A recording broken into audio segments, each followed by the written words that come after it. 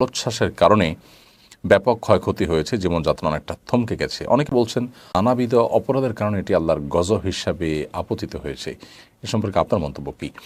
দেখুন, সম্প্রতি যে ঝড় জলোচ্ছ্বাস হলো, অতিরিক্ত বৃষ্টিপাত হয়েছে এবং এই ঝড় জলোচ্ছ্বাসের কারণে অনেক ক্ষয়ক্ষতি হয়েছে, পুরো জীবনযাত্রা থমকে গেছে। আপনারা অনেকে দেখেছেন মিডিয়ার মারফত, যার কারণে খুব ভয়াবহ একটা পরিস্থিতির মধ্যে পড়ে গেছেন এবং আপনার গ্যাস বিদ্যুৎ নেই, এরকম একটা পরিস্থিতিতে তারা পড়েছেন যেটা ইতিপূর্বে তারা পড়েননি কখনো।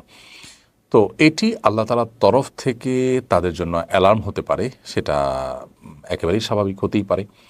সাধারণত কোনো বিপদ আপদ হলে একজন ইমানদার, একজন মুসলিম, সেটিকে আল্লাহর পক্ষ থেকে তার কোনো পাপের জন্য অ্যালার্ম, সতর্কবার্তা হিসাবে তিনি নেবেন, তিনি সেজন্য সতর্ক হবেন। কোরআনে কারিমে আল্লাহ তাআলা এমনটি বলেছেনও, যহারাল ফাসাদু ফিল বাররি ওয়াল বাহরি বিমা কাসাবাত আইদিন নাস লিয়ুযিকাহুম বা'দাল্লাযী আমিলু লাআল্লাহুম ইয়ারজিউন।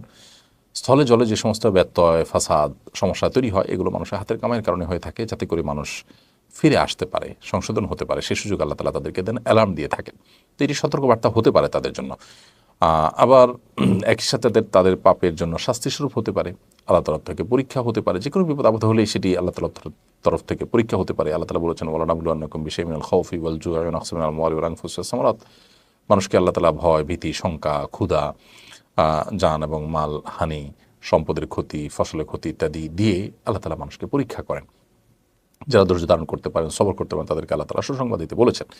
তো এটি পরীক্ষা যেমন হতে পারে, সতর্কবার্তা হতে পারে, পাপের প্রায়শ্চিত্ত হতে পারে।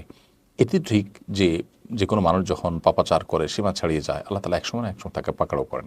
এই পাকড়াও কি সেই পাকড়াও?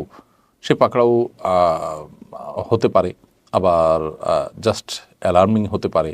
আসল এবং ভাবা পাকড়াও সেটা আল্লাহ তাআলা আরও পরে করতে পারেন, দুনিয়াতে করতে পারেন, দুনিয়াতে না করে আখিরাতে একসাথে করতে পারেন, সেটা একান্তই আল্লাহ তাআলার ইলমে আছে। আসলে যে কোনো ধরনের বিপদ আপদ হলেই সেটাকে নির্দিষ্ট কোনো একটা ক্যাটাগরিতে ফেলে নিশ্চিত করে আমরা বলতে পারবো না এটা শুধুই পরীক্ষা, কিংবা এটা শুধুই আল্লাহর আযাব, শাস্তি হিসাবে আসছে। এরকম নিশ্চিত করে আমরা বলার সুযোগ নেই, কারণ আমাদের কাছে ওহী আসে না। নবীগণ থাকলে তাদের কাছে ওহী আসতো, তারা বলতে পারতেন যে এটা আল্লাহর পক্ষ থেকে আযাব হিসাবে আসছে, এটা আল্লাহর পক্ষ থেকে পরীক্ষা হিসাবে আসছে। কিন্তু আমরা যেহেতু সবগুলো অপশনই এখানে আপনার সম্ভাব্য, সো আমরা এটাকে আল্লাহর পক্ষ থেকে পরীক্ষা হিসাবে নিতে পারি, অ্যালার্ম হিসাবে নিতে পারি এবং সতর্কবার্তা হিসেবে নিতে পারি, পাপের শাস্তি হিসেবে নিতে পারি।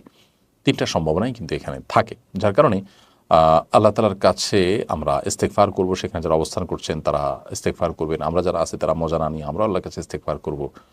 আল্লাহ আমাদের সবাইকে যেন ক্ষমা করেন, সংযমী হন, সতর্ক হন। আল্লাহ তাআলা তৌফিক দান করুন এবং গোটা বিশ্বের মুসলমানদেরকে আল্লাহ যেন হেফাজত করেন এবং তওবা করে আল্লাহর আনুগত্যের পথে ফিরে আসার তৌফিক দান করেন, আমরা সেই দোয়া করি।